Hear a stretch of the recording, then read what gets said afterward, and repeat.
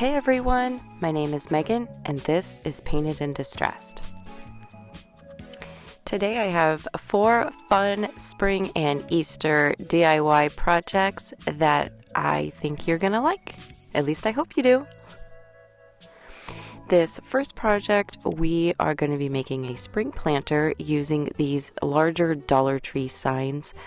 Now obviously these are leftover from the fall time, but they sell them year-round for different seasons. And so since I was going to be painting this, I did have to go through the painstaking task of taking off all of that paper.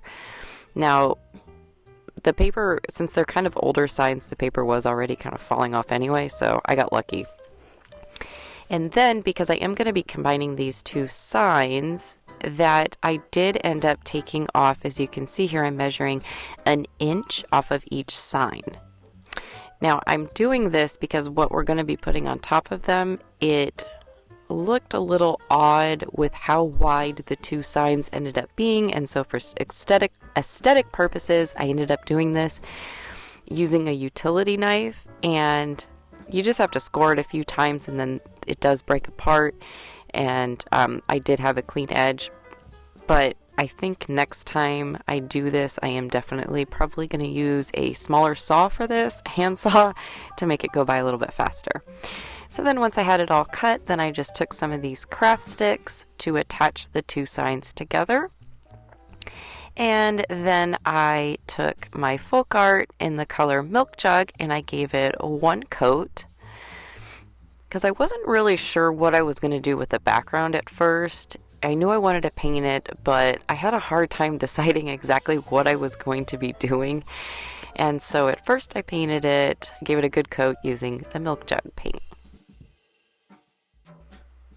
And while that was drying, then I took these wooden planters from Dollar Tree that I had left over from Valentine's Day.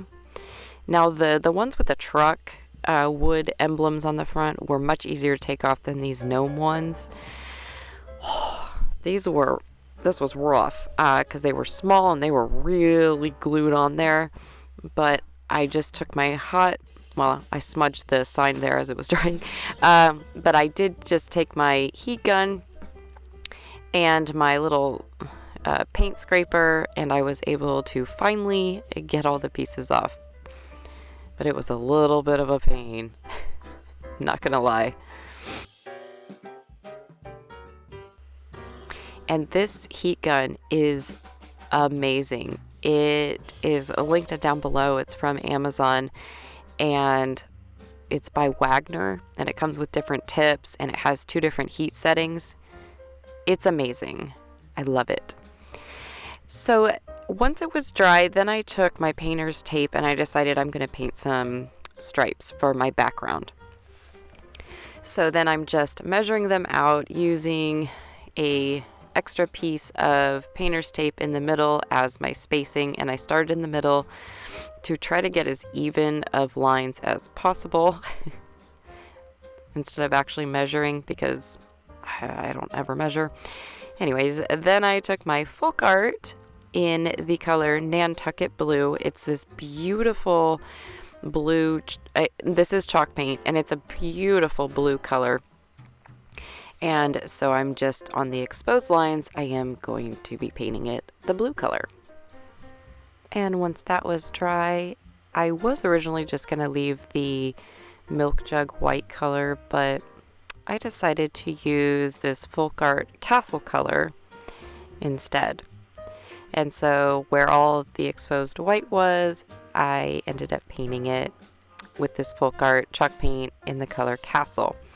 It is a very pretty color. I'm not sure to be honest, if I like the blue and the castle together. And to give it a nice distressed look, then I did sand this down completely.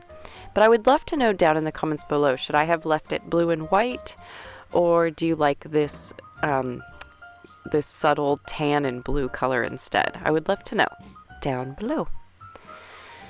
So I heavily sanded everything down, and then I got out my Waverly Antiquing wax, and I waxed all of the planters.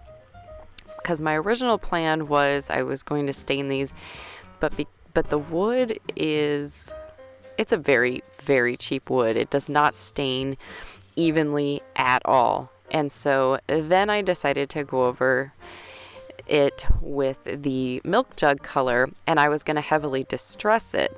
But since I had painted the sign using the castle color, I didn't like the three colors. I felt like there was just kind of too much going on. Even after I heavily sanded these, which there was a lot of rough edges, and I should have done this before I painted it, so it ended up to be okay. So then I just ended up painting on top of that with the castle color, so it kind of blended in with everything.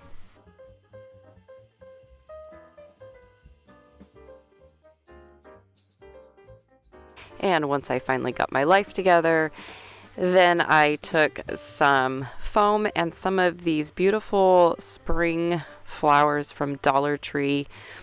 They have they call them frosted greenery, even though they have flowers on them and lavender, but that's just what the tag said. And then also to kind of fill up the planters a little bit more, I took some boxwood that I got from Walmart for 98 cents a pick, and I added that into each one of the planters. And what's cool about this is that since nothing is hot glued down, that it will you can easily change these out for the seasons as well. So then I just hot glued them on.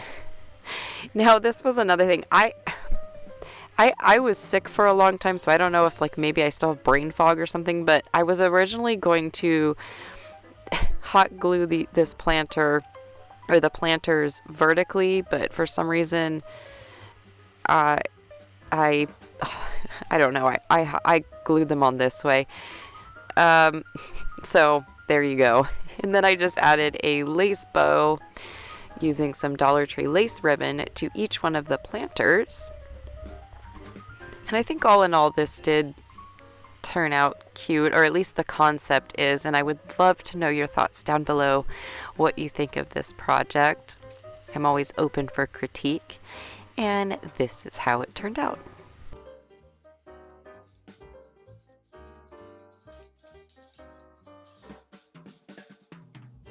This next project is super easy, and if you have been a subscriber of mine for a little while now, you know how much I love making throw pillows out of placemats. And so I got these placemats from the dollar section at Target, and they are double-sided, and there was 4 in a pack for about $5. So basically I made 2 pillows for $2.50. And I loved how they had the pom-pom edging on them as well. And so I had to iron them because they were kind of wrinkled, and I don't know, it just kind of bothered me. So anyways, then I just took some of my fabric hot glue, and then I just hot glued along the seams. And since they do have seams, it makes it appear when I hot glued them to actually look as though they have been sewn. So that's kind of cool too, because then I didn't have to get out a sewing machine, which I do not own anyway. So, and I'm not going to sit here and hand sew them. I don't have time for that. So that's all I did to these, and I think they're so cute. And what's funny is after I made these, I was in Target and I noticed that they do sell these pillows with the same print on them in the Target dollar spot. They just don't have the pom-pom edging. And but I thought that was really funny because I didn't see them that day. So I guess you can have placemats and pillows to match or something. And they are selling them for $5 a piece. And so I just took some stuffing from an old pillow and I stuffed both my pillows, and then of course hot glued the opening edge. And then I thought the tail of the bunnies definitely needed a pom-pom tail, and so I got out one of my pom-pom makers and just some regular white yarn from Dollar Tree. I don't know why every time I get out these pom-pom makers it always takes me a couple minutes to figure out how to use them, even though I've used them several times, but I always get so confused with them. Am I the only one that does this? Probably. But this is very easy to make, and I like the way that the pom-poms look when you use one of these little makers, because they're looser than if you actually buy a pom-pom from a store. So I just kind of like the look that they give. So now it is time to glue on my little pom-pom tail, and then this project was done. Look at his cute little tail. And this is how they look on my couch. And that blanket, that throw blanket, I did make that in a previous video. And it's so cozy, I love it. So this next project, I got this gnome from Hobby Lobby on clearance for something ridiculous. It was 90% off, so it was insane. I think I got it for like $1.25 or something. So anyways, I first started by taking it apart, taking off his little hands that are holding a candy cane, and then there was like this white puff ball on his hat. So I just got out my heat gun again, and of course my paint scraper, and it started to kind of burn a little bit, but from the heat, but I got it off, and then I was good to go. And this was another one of those projects where I painted it different colors. I finally got my life together, but I just was having troubles. So first I decided to paint his hat, the folk art chalk paint in the color sage, which is a beautiful, beautiful color, especially for spring.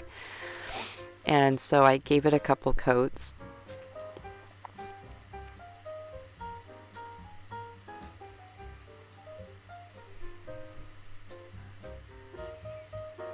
And then I thought I was going to paint his little shirt, just the lines that are red, I was going to paint them pink. And then I painted his beard, and I just using folk art in Adirondack white to completely cover those numbers. Well, then I had these fabric napkins from the 99-cent store, and I thought these are like a linen material, and I thought this would be perfect for his hat instead of paint, kind of give it a different texture and stuff too, because I wanted to turn him into an Easter gnome. And so that's what I did. So I cut out the napkin, and then I just used some good old Mod Podge to attach it on there. And I did make it a little bit longer, but I did end up cutting it off to not cover up his beard too much. So then I took these bunny picks from Dollar Tree, and I just wanted the little ears. As you can tell, I did paint the bottom of his or her little shirt blue, but that'll change in a minute too. So I just hot glued the burlap ears onto his hat so he can be a little Easter gnome. And then a half wood bead for his nose, of course. And then I took one of these jute carrots from Dollar Tree, and I decided to use this orange colored yarn, and I just wrapped it around. I just liked the color a little bit better, and just to give it a little bit of more of a unique look instead of just a standard, oh, I attached a Dollar Tree carrot to it, if that makes sense. And then for the greenery, I had this leftover wreath from the Target Dollar Spot from Christmas time, but the greenery to me looked like a carrot's greenery, so that's what I did for this carrot. And then I was able to detach the top part of his little hands from the original, or from the candy cane and stuff, and so I just decided to reuse those because there's no way I could have drawn those on. And then I gave the top of the carrot a little trim, and then I added these little peony flowers that I got at Walmart last year, but I have seen them this year as well.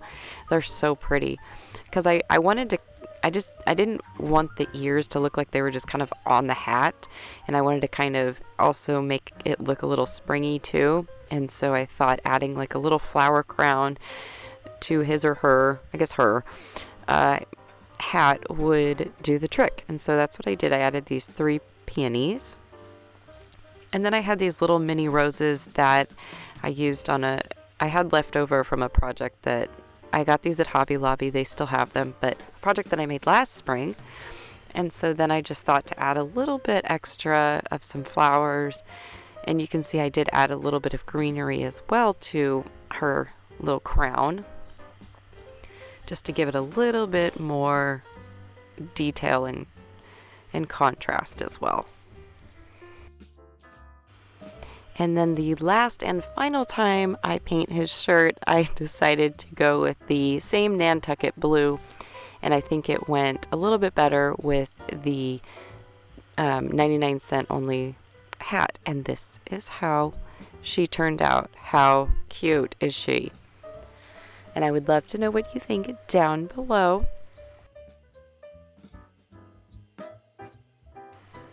And this last project is my absolute favorite.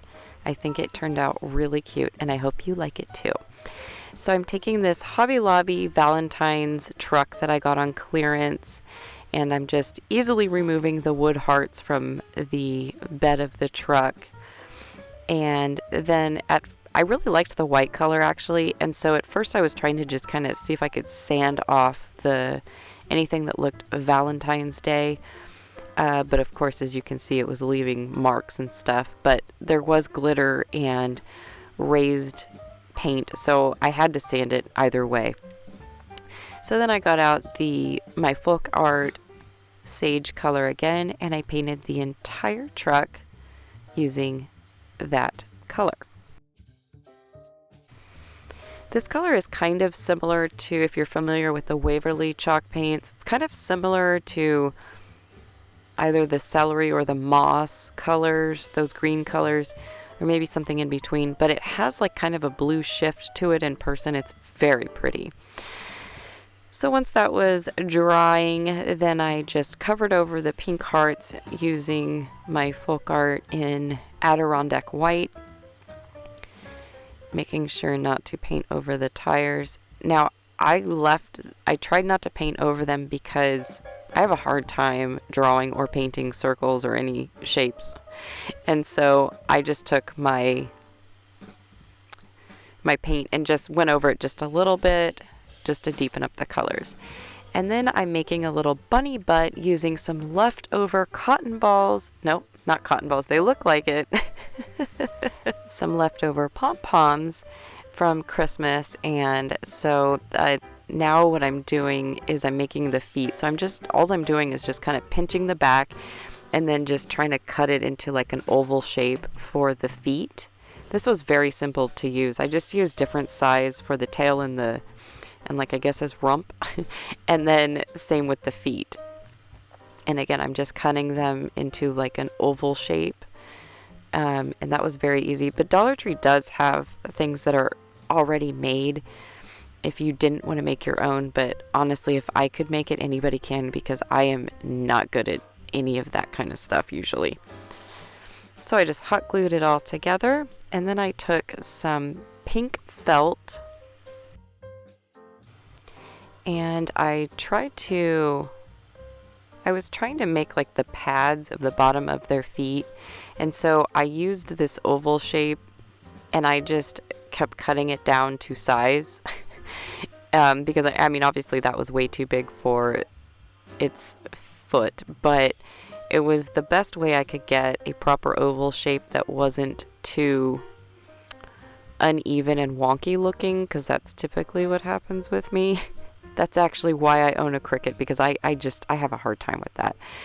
So then to get the smaller little pads, then I just took my Crocodile, which I love this thing. I got it for Christmas and it's so much fun. And I actually just made holes using that in the felt, and that worked perfectly. And so then once he was done, then I just put the little bunny into, or hot glued him into the back of the truck. And then I took a little, I think it's Folk Art Pale Pink, and I just kind of colored his tail a little bit. And then I took these little mini carrots from Dollar Tree, and I took my Waverly antiquing wax for the tops of the carrots. And then I'm just using some different let's see, I'm using some polka dot and some gingham light pink scrapbook paper for the carrots. I thought there was a good contrast between that sage green color of the truck and then the pink on the carrots. So then once I cut them out, then I just took a glue stick, which I had realized that my daughter had gotten a hold of earlier, and it was all kinds of chunky and and it was not smooth at all. I don't know what she did. And then I just took a little distressing ink and I just distressed all around the little edges of the carrot to give it a nice rustic look. And then just hot glued the three of them together. So I did you can't really tell, but I did the polka dots on the bottom and then the gingham on the top. And then now I'm just going to hot glue that to the bed of the truck.